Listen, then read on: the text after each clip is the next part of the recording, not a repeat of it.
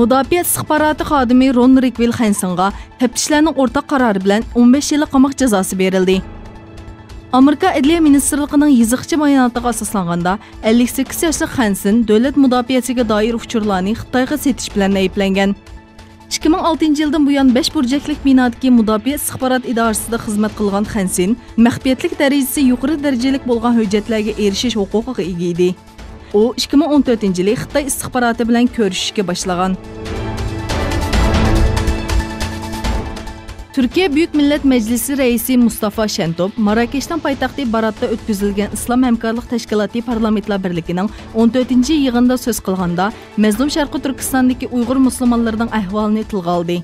Şentop, Uyğurlarının insan qılıbından çıxan muamillərə uçurayotqanlığını işarət qılıb, İslam Həmkarlıq Təşkilatı və əza dövlətlərini Uyğur məsələsində texmi aktiv və sezgur buluşuğa çağırdı. İstanbul'da Şərqi Türkistan'daki yığılış lagerleri ve Uyğur ziyalılarının akıbeti temasında müzakirə yığını içildi. Nurg'unlagan akademik ve ammavi teşkilat rəhbərləri qatnaşqan yığında Şərqi Türkistan'daki ceza lagerleri ve Uyğur meselesi müzakirə qılındı. Şunun bilan birgə Washingtondagi Dövlət Axbarat binasida Şərqi Türkistan'daki kişilik hüquq təcavüzçılıqları temasında rəsm ko'rgazmasi içildi.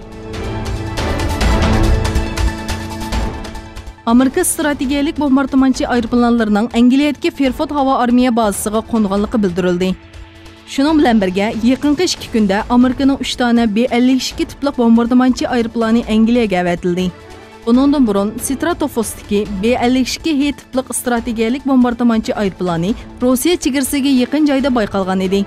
Hava qatnaş kontrol doiralarining bildirishicha, bu aeroplanlar Rossiya flotini bombardıman qilish taqlidi ilib borgan.